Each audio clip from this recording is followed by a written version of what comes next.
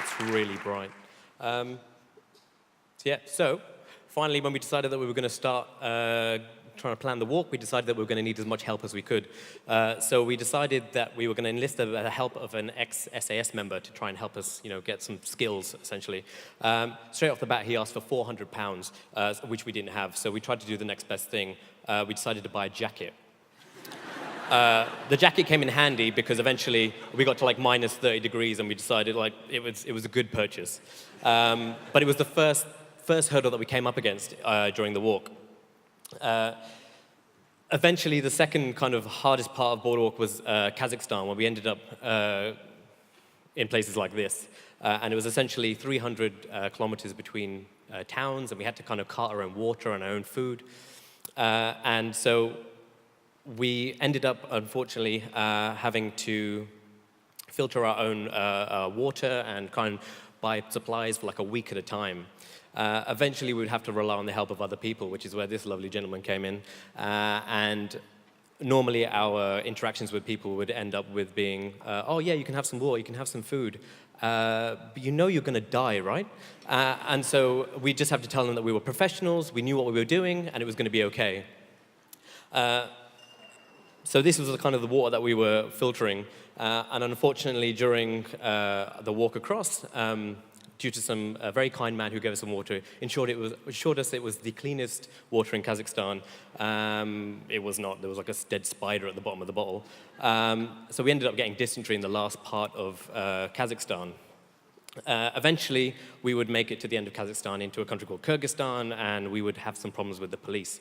So we would end up having, my friend ended up deciding to call it a day, and it left me with to decide whether or not I was going to carry on my own or not. Eventually, I decided that I was going to, and this was the first day of being solo. I did no longer have my jacket. And so, yes, I was alone in minus 35 for the first set of mountains I was going to go through on border walk, and it got very lonely. Fortunately for me, there were families along the way.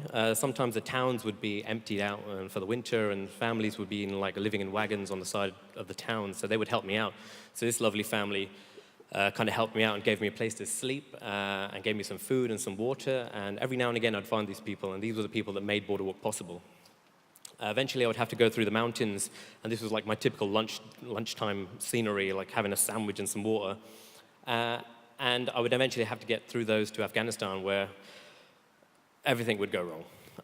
It was the country I was least looking forward to, purely because of the obvious. You were normally used to seeing Afghanistan through the lens of like war and conflict and bombings, and fortunately for me, I got to see like a nicer side. I got to see people who are living there every day and help me out on the road, and people who are really friendly and giving me places to stay.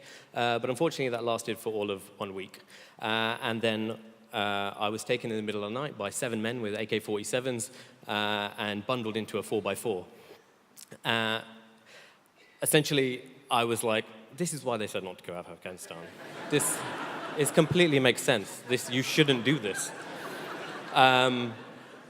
But 40 minutes later, I get out of the car, and and it's a military checkpoint. I was like, yes, there is a God. And unfortunately, we got into this room. It was full of like 7 generals. One of them was like, they were all very angry at me, but except for one who added me on Facebook. It's just all selfies. And then eventually, they told me that the Taliban knew of a British national that was walking through the area, so they came to get me before they did. And I was like, you know what? Thank you. So I kind of got whisked up and chucked out into India, where, as you can tell, I am of Indian descent.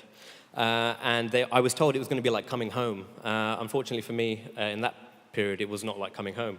I got moved on a lot. I got shouted at a lot. I didn't really stay in anybody's home. And unfortunately, in a country that's so densely populated, I'd never felt so alone in my life. And so, along with my body kind of breaking down, I had to kind of reassess why I was doing what I was doing. So I had to go back to the going solo, and had to go back to the reason why I carried on after my friend left home. And I had this idea in Kyrgyzstan when my friend left that one day I want to have children, and one day those children will come to me and tell me that they're not good enough to do something, they're not smart enough to do something, not fit enough to do something. And in response to that, I'll have this story to tell them. I'll have this story of two complete idiots who thought of an idea in a kitchen, and through jail, through avalanches, through earthquakes, through dysentery in the desert, eventually finished it. And I thought that was something worthwhile to live up to. And so I have never seen children go from being crying, sobbing, to going to smiling in so quick in my life. I just love that picture, so that's going to be up there. This one I should have got rid of because last time it was just a picture of the ground.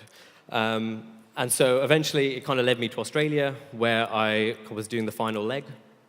And it was 7 months across the outback, including the Nullarbor, and my friend came back out to walk with me. And eventually, 5 years, 1 month, and 3 days later, I managed to get to Cardiff in New South Wales. Yeah, I was pretty happy finishing. I think for 3 days I slept. As soon as I finished, I just slept for 3 days straight. And I did an extra 15 kilometers because I just wasn't finished to the coast. And so that's what the final route looked like. It was, like I said, 5 years, 1 month, and 3 days. And for me, I will never unsee that line. It's ruined the maps for me. But that line represents something to me now. It represents the idea that you don't have to be special to do something great. We were just two idiots that came up with an idea, and we weren't ex-military, we weren't endurance athletes. We just kind of came up with an idea and saw it through to the end. Yeah, thank you very much.